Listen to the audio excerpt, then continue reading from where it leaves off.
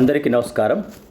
ఆలోచనలో భాగంగా ఈరోజు మనం ఉద్యోగులా కాదు సారథిలా ఆలోచించండి అని హార్ష్ మారివాలా అనే వ్యాపారవేత్త చెప్పిన అంశాల మీద మనం ఆలోచిద్దాం. మనం బతకడానికి ఏదో ఒక పని చేయాల్సిందే. ఉద్యోగమా, వ్యాపారమా, వ్యవసాయమా, ఇంకా ఏదైనా చేస్తూ మనం పొట్టపోసుకోవాలి. అయితే ఆ వృత్తి చేసేటప్పుడు మనం ఉద్యోగిలా భావిస్తున్నామా, సారథిలా భావిస్తున్నామా, యజమానిలాగా ఉన్నామా అనేటువంటి అంశాల మీదనే మన యొక్క విజయం ఆధారపడి ఉంటుంది. కెరీర్లో ఉన్నత స్థాయికి ఎదగాలంటే మీరు కేవలం ఉద్యోగిలా పనిచేస్తే సరిపోదు. ఒక బృంద సారథిలా ఆలోచించాల్సి ఉంటుంది. అంటే మీకు అప్పగించిన పనిని చేయడం వరకే పరిమితం కాకుండా మీ బృందం ఉమ్మడి లక్ష్యాలు అందుకోవడానికి అవసరమైన అన్ని విషయాల్లోనూ సహాయ సహకారాలు అందించాలి.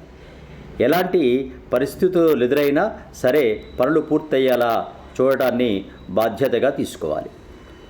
ఈ అంశాన్ని మనం ఆలోచిస్తే ఒక కంపెనీలో కానీ, ఒక సంస్థలో కానీ, ఒక ప్రభుత్వంలో కానీ మనం ఉద్యోగంలో చేరామంటే ఒక 30-35 సంవత్సరాలు ఆ సంస్థకు మనం కట్టుబడి ఉంటాం.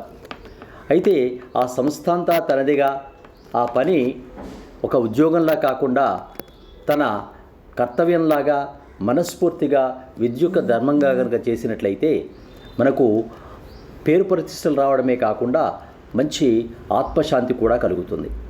నిన్న మొన్న పేపర్లో చూసాం, గోపాలకృష్ణ గారనే ఐఏఎస్ అధికారి తన జీవిత కథను రాస్తూ ఉన్నారు.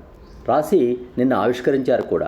ఆ సందర్భంగా మాట్లాడుతున్నటువంటి మాటలను మనం విన్నట్లయితే ఒక నిబద్ధత కలిగినటువంటి ఒక ఐఏఎస్ ఐపీఎస్ ఆఫీసర్లు పూర్వకాలంలో శంకరన్ లాంటి వాళ్ళు, తర్వాత ఎన్నికలకు సంబంధించి టిఎన్ శేషన్ లాంటి వాళ్ళు తాము ఉన్నటువంటి పరిధిలోనే తమకు ప్రభుత్వం ఇచ్చిన అధికారాల్లోనే ఉపయోగించి వారు ఈరోజు ఒక రోల్ మోడల్గా మన ముందు ఆవిష్కరించడానికి కారణం ఏమిటంటే వారు ఉద్యోగులే కాకుండా ఒక నిబద్ధతతో తనకు అప్పగించిన కర్తవ్యాన్ని మనస వాచ కర్మణ చేశారు. కాబట్టే వారు ఇప్పటి వరకు కూడా మన స్మృతిపథంలో ఉన్నారు.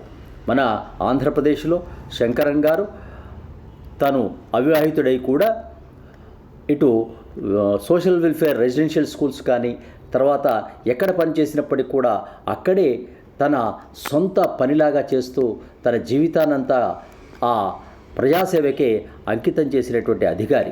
ఈరోజు కూడా ఆయన గుర్తుపెట్టుకోవడానికి ముఖ్య కారణం ఉద్యోగాన్ని ఉద్యోగంలా కాకుండా ఉద్యోగమే జీవితంలాగా, ఉద్యోగమే శ్వాసలాగా